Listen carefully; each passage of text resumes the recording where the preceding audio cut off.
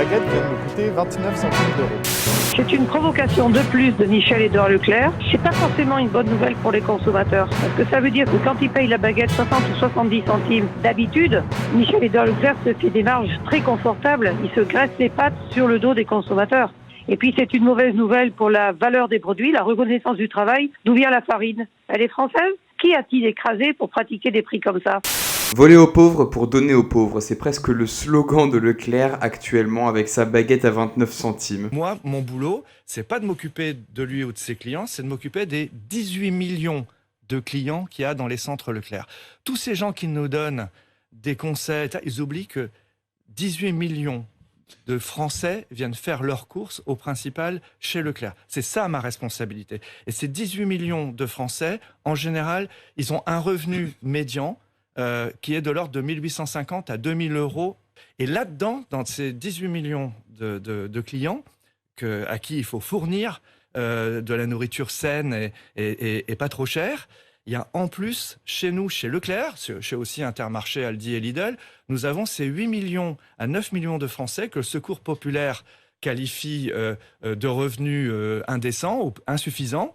Et ces gens-là, ces consommateurs-là, ont besoin de prix bas, ils ont besoin d'aide, et nous sommes là pour ça. Moi, c'est ma seule préoccupation. Moi, si je me présentais aux élections, c'est pour ces gens-là. Pour vous remettre dans le contexte, après la reprise épidémique, il y a eu une inflation, une augmentation du coût des matières premières, et donc une hausse des prix du papier, du bois, de l'énergie et également du blé. Le prix du pain, comme le reste des denrées alimentaires, augmente donc évidemment. La conséquence, c'est que les petites entreprises, les petits artisans comme les boulangeries doivent augmenter le prix de leurs produits, notamment de leurs baguettes, mais pas Leclerc qui la bloque à 29 centimes. Déjà, arrêtons-nous sur ce prix. 29 centimes pour une baguette, c'est rien du tout. À une époque où la disette obligeait à mélanger le son à la farine pour baisser les coûts, la colère du peuple montait quand le pain devenait noir. Et avant, vraiment, les Français, ils étaient pas du tout contents quand on touchait à leur pain, surtout à la qualité. Paradoxalement, aujourd'hui, plus personne ne s'insurge de la qualité du pain parce qu'il y a des standards types. Aujourd'hui, avec l'industrialisation, pour 29 centimes, comme l'annonce Leclerc, on a une baguette qui est quasiment parfaite. Visuellement parlant et gustativement, ça fait l'affaire, quoi. C'est pour ça que personne ne va vraiment s'insurger à aller acheter une baguette à 29 centimes à Leclerc. On va plus facilement accepter de manger une baguette qui n'a pas la qualité maximale qu'on pourrait obtenir en boulangerie, plutôt que d'acheter un morceau de pain noir comme on pouvait trouver en 1980. En 93, on a eu un décret pain qui réglementait l'appellation de boulangerie. Ce décret a sans doute sauvé pour quelque temps la boulangerie artisanale française, et c'est la preuve que c'est bien à la puissance publique de réguler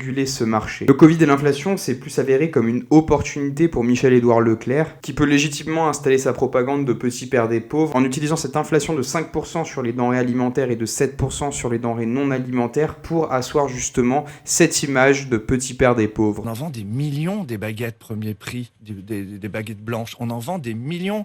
Et il y a des gens, vous voyez, qui sont chez nous, et moi ça m'émeut, et qui partent du magasin en réclamant le ticket qu'on veut leur faire supprimer parce que c'est du papier, en réclamant le ticket parce qu'ils sont à 1 euro près. Et on a besoin d'avoir, dans ce monde d'inflation qui redémarre, et alors que les salaires sont bloqués ou que les petites retraites sont bloquées, on a besoin d'avoir des signaux que des gens comme Leclerc, que des gens comme Intermarché ne vont pas se goinfrer alors que l'inflation va... Concrètement, avec l'inflation, la boulangerie, elle peut pas s'aligner sur Leclerc, c'est impossible. Un boulanger, quand il prépare sa baguette, rien que pour les matières premières, il est à 38 centimes. Leclerc, lui, est à 14 centimes. Pour un prix de revente total de 29 centimes, ce qui est aberrant. On peut légitimement se poser la question du bénéfice parce qu'on voit mal comment, en achetant même des quantités astronomiques chez un grossiste, ils peuvent être rentables. Pourtant, c'est le cas, et sur ce point, Leclerc précise, la décision de proposer à ses clients une baguette de 29 centimes n'a aucune répercussion sur le prix d'achat des matières premières. Il s'agit d'une opération à destination des consommateurs et dans le contexte du pouvoir d'achat en tension, celle-ci est 100% financée par les magasins qui prennent sur leur marge pour proposer ce prix. En aucun cas cette action n'a un lien ou un impact sur le prix d'achat des fournisseurs. Quand la marque est interrogée sur la provenance de ses produits, ils disent qu'ils se fournissent principalement en France. Quand on écoute Leclerc, il y a presque une mission d'intérêt général qui justifie ce blocage du prix de la baguette à 29 centimes. Il faut permettre aux smicards de pouvoir accéder à une alimentation low cost. Et là, il fait concurrence directe à Lidl, qui est aussi sur ce marché-là de l'alimentation low cost. Mais même si Leclerc était à l'équilibre sur la vente de ses baguettes, il n'en tirerait pas pour le moins un bénéfice indirect. Pourquoi ? Parce qu'en marketing, on a une stratégie qui est de mettre en avant des produits en promotion. Ces produits en promotion vont permettre de faire rentrer des clients à l'intérieur du magasin qui vont acheter évidemment d'autres choses à part la baguette. Je veux dire, vous n'allez pas à Leclerc simplement pour acheter une baguette. Vous achetez une baguette et vous achetez beaucoup d'autres choses. Donc c'est une pub relativement facile à mettre en place pour Leclerc qui va lui apporter énormément de clients. On fait une baguette qui est mangeable à 29 centimes, donc ça veut dire indirectement qu'on a d'autres produits qui peuvent être très intéressants du point de vue prix. Ce qui m'étonne, c'est qu'il n'y ait pas une réponse directe du droit vis-à-vis de cette pratique-là qui pourrait être assimilée à une pratique anticoncurrentielle. Puisqu'à mon avis, juridiquement parlant, on est vraiment à la limite de la pratique anticoncurrentielle. Je pense que cette histoire-là va vraiment être regardée au crible par les inspecteurs de la DGCCRF pour bien évidemment vérifier qu'il n'y ait pas de revente à perte derrière tout ça. Parce qu'indirectement, on est vraiment en train de détruire des professions. Là, en l'occurrence, c'est le métier de boulanger qui est mis à mal. Et le métier est mis à mal déjà depuis plusieurs années. Déjà en 2016, j'ai trouvé un article des Échos qui disait également que les grandes surfaces avaient un impact négatif sur le développement de ces petites boulangeries. Et d'ailleurs, en 2016, il y avait 1200 établissements par an qui fermaient leurs portes déjà. Si les grandes surfaces continuent ce travail de rouleau compresseur, je pense que plus personne va se battre pour le métier de boulanger dans les prochaines années. Surtout que ces grandes surfaces trouvent pratiquement toujours le moyen de contourner la loi Egalim qui devait assurer la rémunération des paysans, des producteurs et interdire le jeu des promotions en contrebalançant les marges sur les autres produits. Ce que je vous décrivais à l'instant, cette pratique marketing qui consiste à mettre un produit en promotion, ne pas forcément faire de bénéfice dessus, mais faire du bénéfice sur les ventes accessoires.